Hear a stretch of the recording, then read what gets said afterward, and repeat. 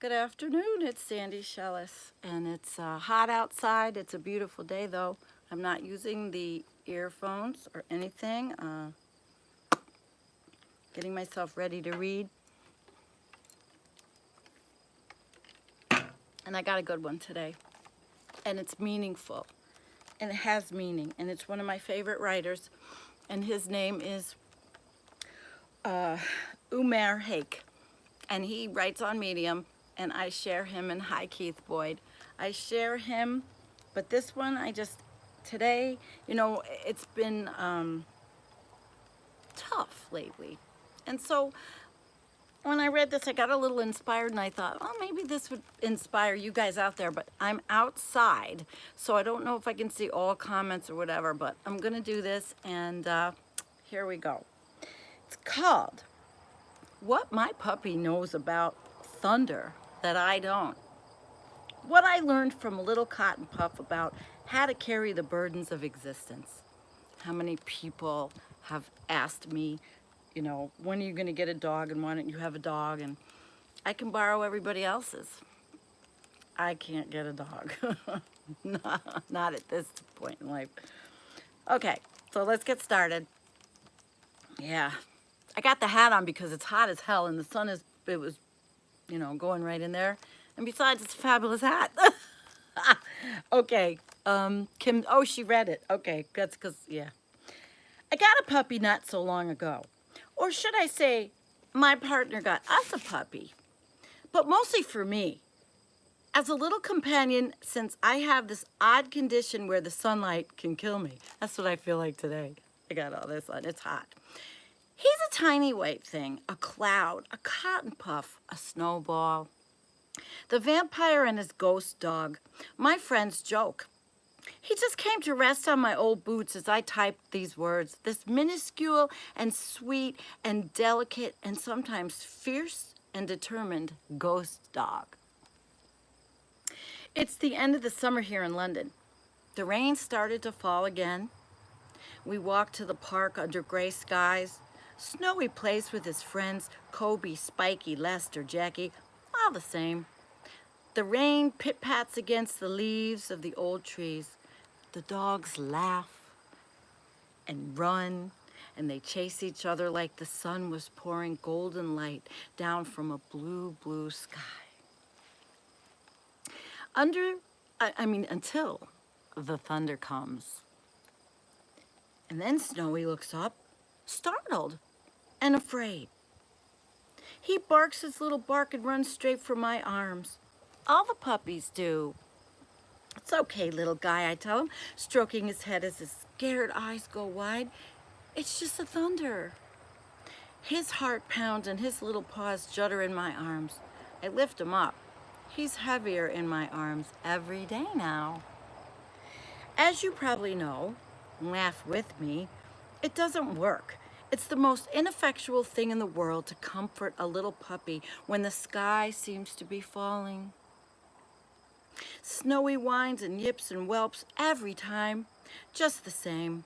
So I take him home, and there in the comfort of the little den I've built for him, just a yard or two of hardwood, a little bed, toys, water, food, he rests until the thunder cracks again. And he comes straight to my arms. It's easy to laugh. It's funny. It's cute in a way. Puppies get so scared. They don't know the sky isn't falling. But my puppy knows something about thunder that I don't. Something deep and beautiful and strange and true. He is much wiser and truer than I am. I try to imagine what Snowy feels like when the sky pulses with light and roars like an ocean. He feels a sudden reduction, a shocking sense of smallness, I think. That he is the littlest and most vulnerable thing in his whole wide world at the moment, a world which, so far, is the walk from the park to the pet shop to home and back again, and he's come to know and master in his own little proud way. But when the thunder cracks, so does his little world. An overwhelming existential fear surges through his little bones like a mighty ocean, in other words. A sense of profound, terrible, impossible loneliness, powerlessness, helplessness. He has come face to face with himself in this instant strobe light by the lightning piercing the sky. And so he runs for my arms, for consolation, for strength, and for nourishment, for safety, for protection, for warmth, for intimacy. And I hold him tight. But the thunder cracks in my life, and yours too, my friends. It cracks. We lose our jobs. We fall in and out of love. The person who nourished and raised us passes away. What do we feel? My sky is falling. My sky is falling. Grief as endless as a river. Sorrow as cold as winter. In those moments, we feel pure despair. The sudden rupture, the unexpected death, the unforeseen loss, the divorce, the breakup, firing, and an end of an age of us. The letting go. Who are we now? Who can we be now that this part of us is gone? The lightning pierces the sky. We come face to face with the truth of ourselves. In these moments, my friends, we see ourselves as we truly are. Our essential existential condition.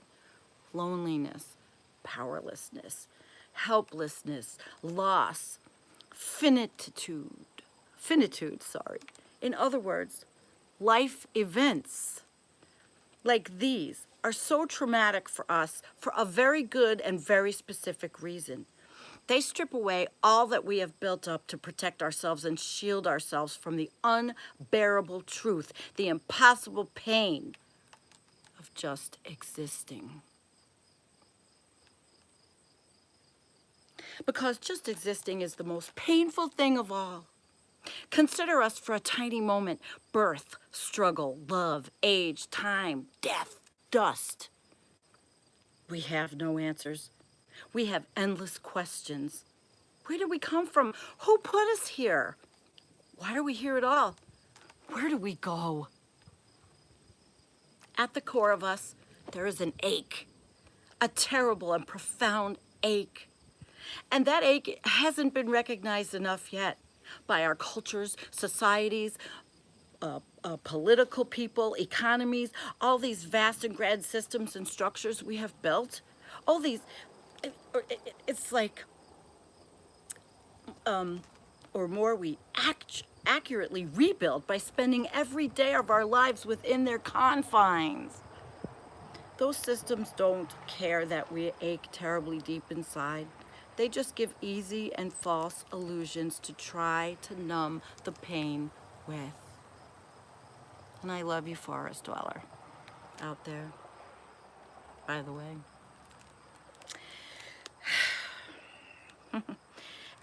Existence is a searing ache. Can't sit with it. You can't sit in it. You can't sit by yourself for 10 minutes without feeling helpless. Here, buy some more stuff. You'll feel better. Another pair of earrings, another hat. As long as you feel superior to the next person, buy some more. You'll feel better. But it doesn't work for very long, does it? And the longer it works, the worse disillusionment is in the end. Reach middle age buying into this way of life and cue a midlife crisis of epic proportions, a sense of futility, meaningless, and emptiness. And friends, this is me speaking. I'm there right at this moment. But it's happening and it'll go away again. Our systems and structures have given us, in other words, inadequate solutions to the problem of existence. Solution and problem are the wrong words, of course. But perhaps, this thing is too heavy to hold, perhaps you see my point. They offer us illusions of cheap, transient, easy pleasure. Cheap, transient, easy pleasure, and now legal by the state of New York. They offer us lifestyles and consumerism and status competition and dopamine rushes.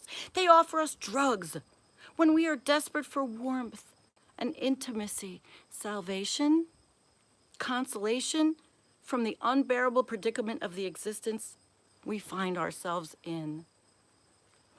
But what needs to be done for us to realize ourselves, to continue developing into beings of empathy, curiosity, courage, grace, truth, wisdom, defiance, compassion, is to confront the impossibility of our condition. The truth that just existing is terror enough. Nothing more should ever be added to it. Not a day of poverty, a moment of instability, an instant of hunger or thirst or pain. That just existing, that is a burden no one can carry alone. When the thunder cracks, he leaps into my arms. He's not ashamed of it. He doesn't feel guilty about it. He is not afraid I will reject him, wound him, or hurt him. He just runs into my arms. He doesn't hesitate for a moment, second guess himself, worry, overthink, imagine reasons not to. The thunder cracks. My puppy sees himself in the lightning. He leaps into my arms. Existence is a burden. He knows, so heavy that no one can carry it alone. Now contrast that with you and I. And I think I've screwed this up. Let me find out where I was. Okay, maybe I didn't. Okay, what happens to someone who tries to carry the burdens of existence alone? Have you ever wondered? It's not that they will fail. We all fail in the end to carry that weight. It's that they will not even lift it. They will set it down and walk away in the opposite direction, not towards the struggles of life, but away from them. Instead of becoming a person more capable of curiosity, empathy, grace, courage, truth, defiance, they will become less so. They will curdle into egotism, twist into selfishness, crumble into greed. They will become, as Jung said, shadow selves. They will cease to exist before they have ever really existed at all. They will become shrunken, diminished shadows of who they might have been. And of course, we're talking about lonely consumer people. I think I screwed this up just a little, but you're going to read it anyway, after I do. Perhaps that is the point, that to exist takes a very great deal of courage, strength, and resolve. Just to exist, nothing more. It takes whole worlds in us just to wake up every morning and go on. Each and every one of us. As Camus said, nothing is more logical than suicide. For a being who knows he's going to die, but he doesn't know why he was made or lives. And yet, we go on. The turning points that we reach, my friends, are the times that ask us, will we try to carry the impossible, terrible burden of existence alone? One that's always been too heavy for anyone to shoulder by themselves? Or will we share it? This hidden truth of us, which we are so ashamed of. Here's the secret. When we share the burden of existence, a kind of magic happens. It is the very opposite of what we are afraid of. Pain becomes happiness, aching becomes joy, suffering is transformed into love, empathy into grace.